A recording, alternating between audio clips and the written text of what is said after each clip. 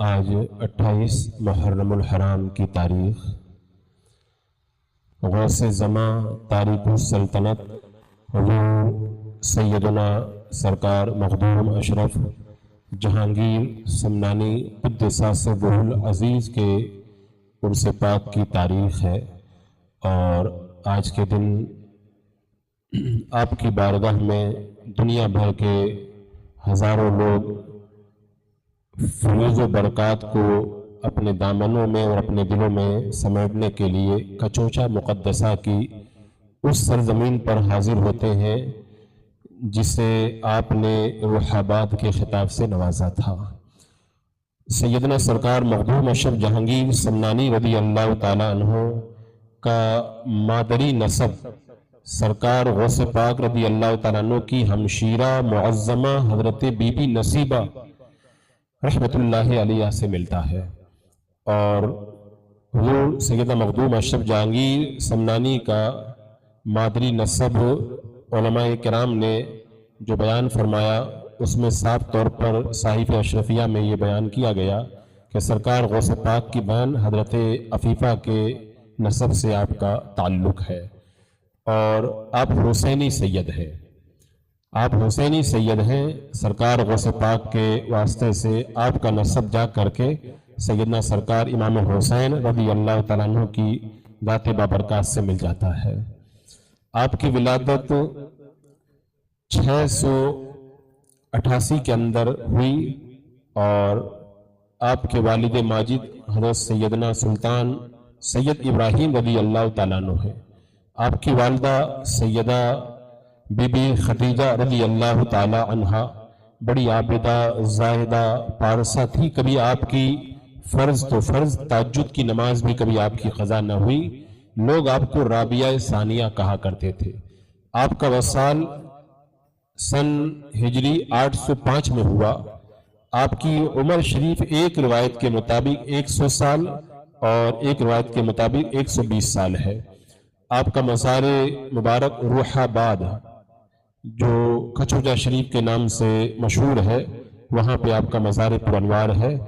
آپ نے علوم و فنون کے اندر فراغت 14 سال کی عمر میں 722 کے اندر حاصل کی، اور 723 کے اندر آپ تخت سلطنت پر بیٹھے، اور 10 سال تک آپ نے حکومت کی ظاہری، اور 733 میں آپ نے حکومت کو ترک کر دیا، اور 735 میں آپ بیعت سے منسلک ہوئے، اور پیر و مرشد نے آپ کو خلافت سے نوازا۔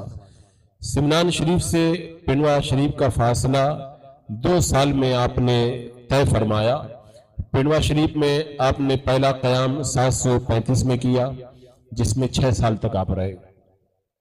پنڈوا شریف سے آپ 742 میں روانہ ہوئے، اور جونپور میں 742 میں پہنچے۔ سلطنت تغلقیہ کے زمانے میں آپ نے سیر و سیاحت کا پروگرام بنایا، ایک عرصہ تک بلاد شرقیہ اور اسلامی ممالک کی سیر کرتے رہے۔ جزیرۃ العرب کے علاوہ مصر، روم، شام، عراق، ترکستان کے مختلف شہروں میں آپ کا گزر ہوا، اور یہ جو آپ کی سیر تھی، یہ آپ کی سیر وہ گھومنے والی سیر نہیں تھی، بلکہ علماء، مشائخ، اولیاء کرام، مشائخ اعظام سے روحانی فیوز و برکات حاصل کرنے والی آپ کی سیر تھی یہ۔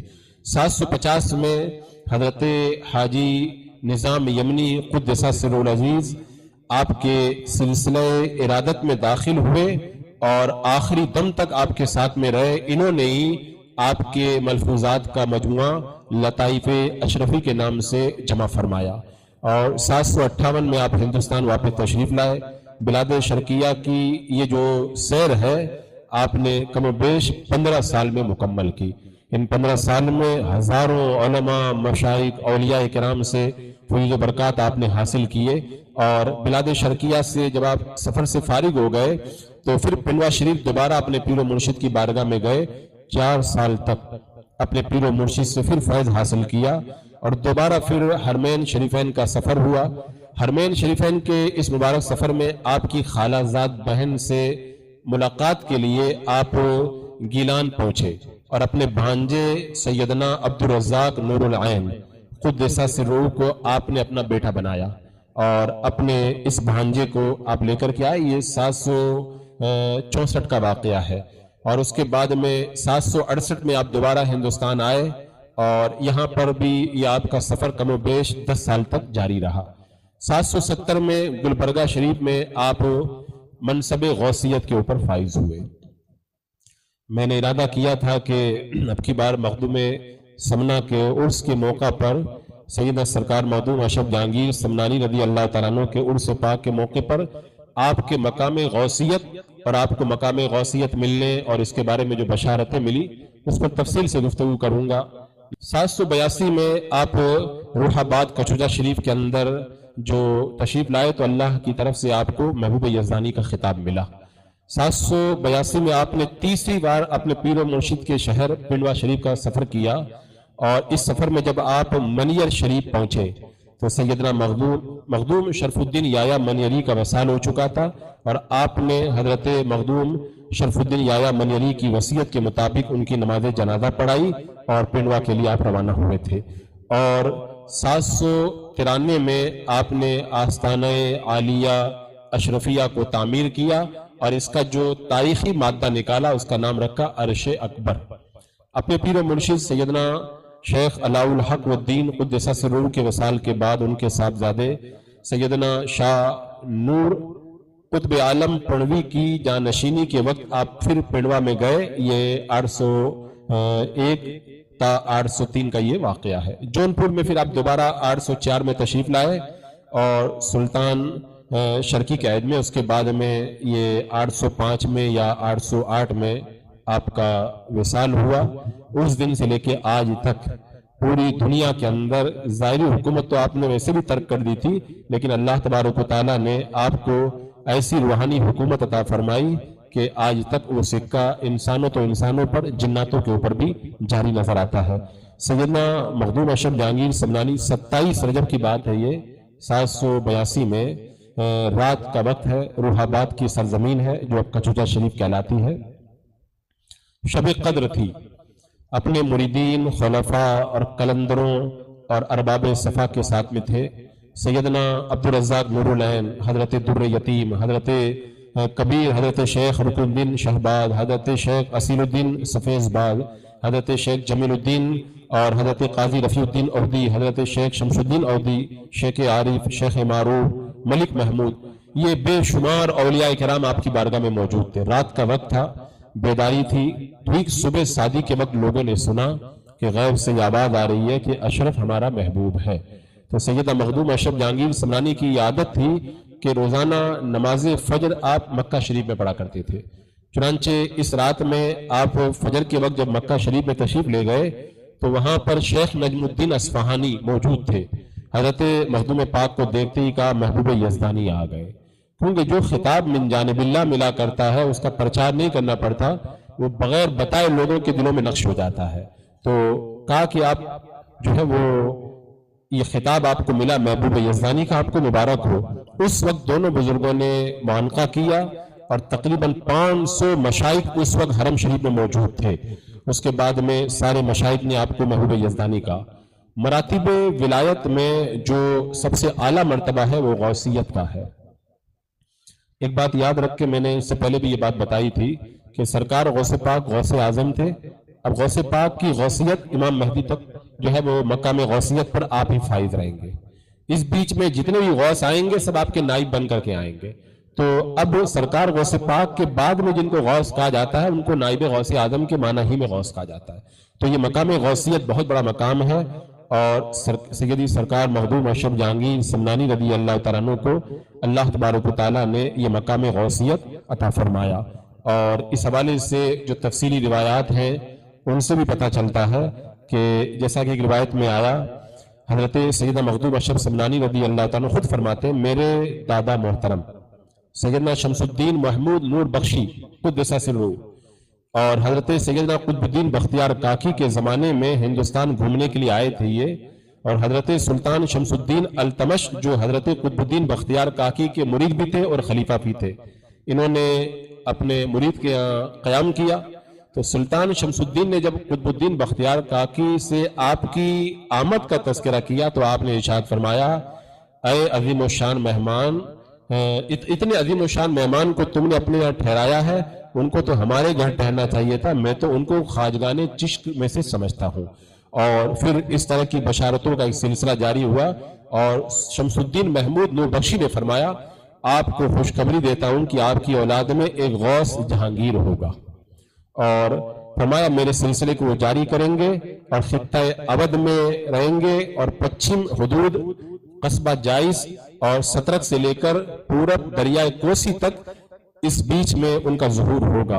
اور حضرت شیخ علاء الدین آپ کے پیر و مرشد نے بھی فرمایا تھا اے میرے فرزند اشرف، جب اللہ تعالیٰ تمہیں اپنے فضل و کرم سے مقام غوثیت عطا فرمائے تو اپنے بھائی نور کے لیے قطبیت کی کوشش کرنا۔ اور حضرت مخدوم اشرف جہانگیر سمنانی کا یہ معمول تھا آدھی رات کے وقت اپنے بھانجے حضرت عبدالرزاق نور العین کو حقائق، معارف اور روحانیت کی تعلیم دیا کرتے تھے۔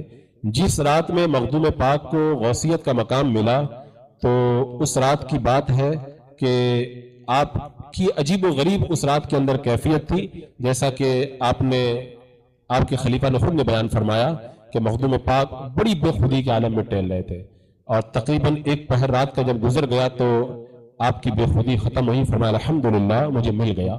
یہ سن کر کے لوگ حیران تھے کیا مل گیا؟ تو حضرت عبدالرزاق نور العین نے جرأت کر کے پوچھا حضور ارشاد فرمائے آپ اتنے بے چین تھے اور کیا مل گیا؟ فرمایا آج کی رات ماہ رجب 770 کو زمانے کے غوث جن کی زیارت کا شرف مجھے جبل الفتح پر ملا تھا ان کا وصال ہو گیا ہے۔ بہت سے علماء اولیاء کرام چاہ رہے تھے کہ یہ غوثیت کا مقام مجھے مل جائے، لیکن اللہ رب قدیر کا ہزارہا کرم ہے کہ اس نے اپنے کرم سے اس فقیر کو غوثیت کا تاج آج کی رات میں عطا فرمایا ہے، اور مقام غوثیت پر مجھے فائز فرمایا، اور فرمایا کہ غوث کی نماز جنازہ غوث ہی پڑھا سکتا ہے، میں نے اس غوث کی نماز جنازہ پڑھائی ہے۔ اور پھر مخدوم پاک نے فرمایا کہ اس غوث کے جنازے کو میں نے اور عبدالرب اور عبدالملک اور ایک بزرگ اوتاد نے مل کر کے اٹھایا۔ اب یہ عبدالرب کیا ہے، عبدالملک کیا ہے، یہ تصوف کی اصطلاحات ہے، انشاءاللہ کسی موقع پر اس کا تذکرہ ہوگا۔ سیدہ سرکار مخدوم اشرف جہانگیر سمنانی رحمۃ اللہ تعالیٰ علیہ کا وصال 28 محرم یعنی آج کے دن 808 میں ہوا، اور وصال سے پہلے محرم کے عشرہ میں اپنے احباب و متعلقین کے ساتھ آپ نے قرآن پاک کی تلاوت کی۔ 10ویں محرم کو آپ کی حالت بدلی، اور نجم الدین اصفہانی رحمۃ اللہ تعالیٰ علیہ حرم کعبہ سے تشریف لائے۔ آپ کے پیرزادے نور قطب عالم پنڈوی یہ عالم سیر میں پرواز کرتے ہوئے تشریف لائے، اور پھر آپ نے فرمایا اپنے احباب سے میری قبر کو چوڑائی میں اتنا لمبا کرنا کہ میں قبر کے اندر سجدہ کر سکوں، اور لمبائی میرے قد کے برابر رکھنا اور گہرائی میرے قد سے ایک ہاتھ زیادہ ہو۔ فرمایا مجھ کو اپنے سے جدا مت جاننا، میں تم لوگوں کے ہمراہ رہوں گا ظاہراً اور باطناً، ہر وقت میں تمہارے ساتھ میں رہوں گا۔ اور پھر مصلی پر 28 محرم کو اشراق کی نماز کے بعد مخدوم اشرف سمنانی جلوہ افروز تھے، حضرت نجم الدین اصفہانی میں بیٹھے ہوئے تھے، عبدالرزاق نور العین کو طلب کیا، تمام لوگوں سے فرمایا تھوڑی دیر بعد چلے جائے۔ جب عبدالرزاق نور العین کے علاوہ کوئی نہیں بچا تو آخر میں آپ نے معرفت اور اسرار کی باتیں بتائی، اور 28 محرم کو درگاہ کچوجا شریف میں عصر کے وقت محفل سما میں، محفل سما کا وہ مطلب نہیں کہ ڈھول تاشا، ہمارے اکابر نے تو ڈھول تاشا کی بھرپور مذمت کی۔ محفل سما کا مطلب یہ ہے معرفت کے جو اشعار پڑھے جاتے تھے ان کی بارگاہ میں، وہ بڑی نورانی محفل ہوا کرتی تھی۔ محفل سما قائم تھی، مسکراتے ہوئے محبوب حقیقی کے جو ہے وہ وصال کو پایا، اور پھر اس انداز کے اندر دنیا سے آخرت کا سفر کیا کہ 12,000 اوتاد اور ابدال حاضر تھے، قطب و جوار کے بے شمار علماء مشائخ موجود تھے۔ وہ دن اور آج کا دن ان کے نورانی فیض کا باڑا بٹ رہا ہے۔ اللہ تبارک و تعالیٰ ان کے فیضان و کرم سے ہم تمام کو مالا مال فرمائے۔